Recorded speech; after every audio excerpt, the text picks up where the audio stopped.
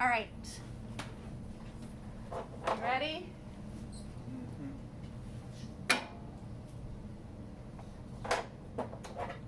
Drew, give me anything you got. I'd say the subject sentence is horses, cows, and chickens. And the predicate is are raised on that strong farm.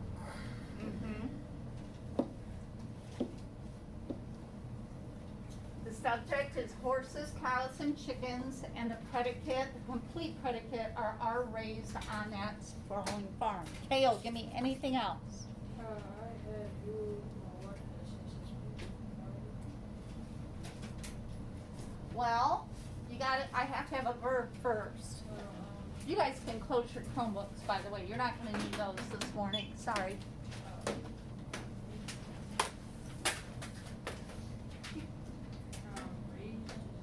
Raised is your verb. What kind of verb is it, Kale? that is a Yep. All right. Clara, give me something. Chickens is a common noun. Chickens is a common noun. Ethan, Cows is a common noun. cows is a common noun. Mia, horses is a common horses is a common noun. Coop, sprawling is an action verb. sprawling is not an action verb. We got a lesson in this word. What is that word doing, Cooper? In this sentence, what is it doing? It's describing farms. It's describing the farm. So if it's describing the farm, what part of speech is it? An adjective. It is an adjective. Okay, now this is a learning opportunity, which you might remember from our grammar. If you have a verb, for example, the word sprawl.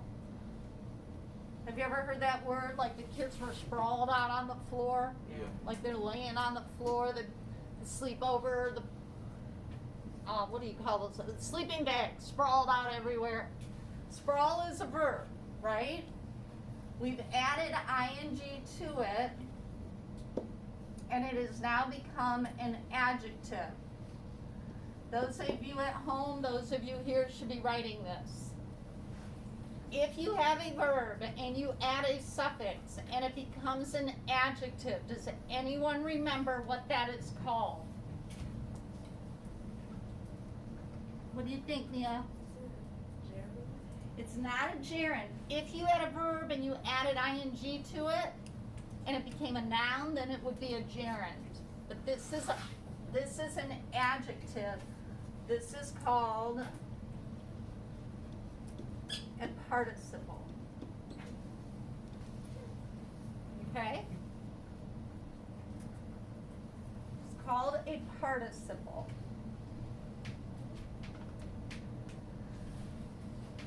All right, Quinn, give me something else. Raised is the simple predicate. Raised is the simple predicate. Ella, I have the simple subject as horses, cows, and then chicken. simple subject is horses, cows, chickens. Hannah, I was wondering, is are an auxiliary verb?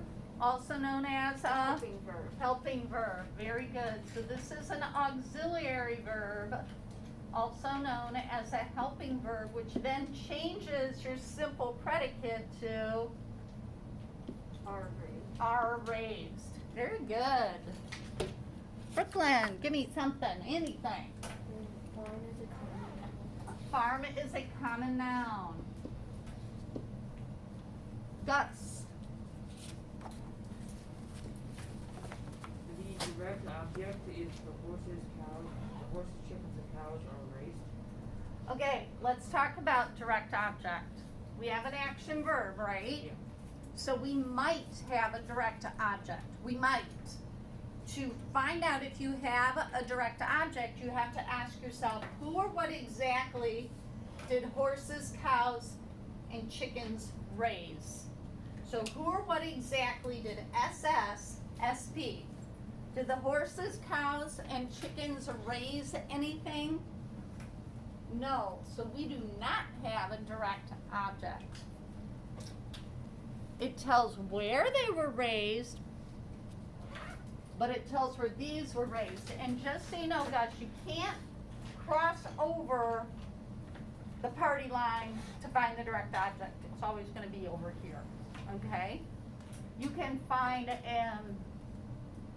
a subject complement or a predicate adjective that will describe something here, but you're never gonna find the direct object over here. So give me something else. I'll help you. What is that doing? Helping, clarify sentence. Okay. Is it conjunction? It's joining two things. What do we call that? No. Conjunction. There you go.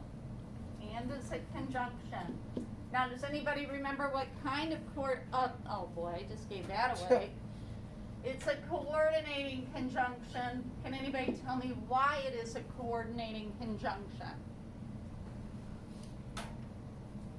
No ideas? It's connecting it. Well, all conjunctions connect, but this one's coordinating. Hannah? Maybe because it's like staying on topic, like and chicken, one thing definitively, or? Well, all these things are equal. Yeah. You don't have horses, cows, and ice cream. That would make no sense, right? You have horses, cows, and chickens. They are of like equal value, so that's why it's coordinating.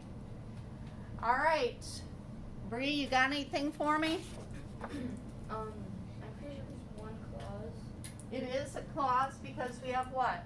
a subject and predicate. We have one subject, one predicate. They're acting together, right? They're coming together to create a thought. So we have one clause.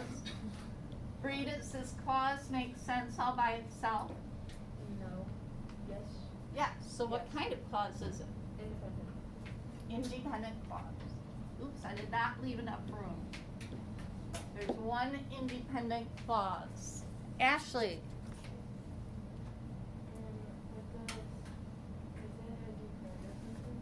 I can't hear you, honey. Is it a declarative It sentence? is a declarative sentence.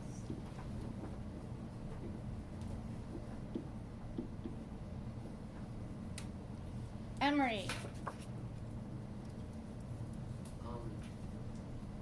It's a simple sentence. it is simple because we have one independent clause, right? Very good. You guys are avoiding these two words here. Donnie, Would that be an adjective describing the sprawl not sprawling, that what? farm? The farm. So it is an adjective. It's basically saying this one or that one over there, right? Remember, it'd be this one. It would be this one or that one. So obviously it's not the farm I'm on.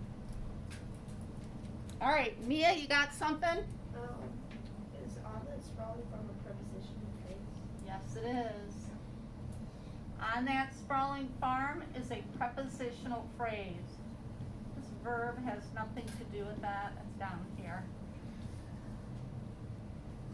Anybody else got something now that we've determined that's a prepositional phrase? Quinn? Farm is the object of the preposition.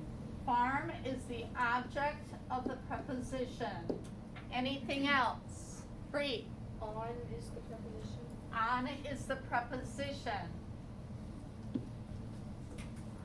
Hannah? The preposition is describing raise? Yes, it's describing where these things were what? Raised. Raised. So if it's describing raised, and raised is a verb, what part of speech is it, Hannah? It's an adjective. Raised is a verb, Oh. Adverb. adverb. There you go. Prepositional phrases are always going to be adjective or adverb phrases. And because this one is describing a verb, it's an adverb phrase. Anything else? Did we get it all? All right, that's it. Hopefully this thing went, because I don't want to do it again.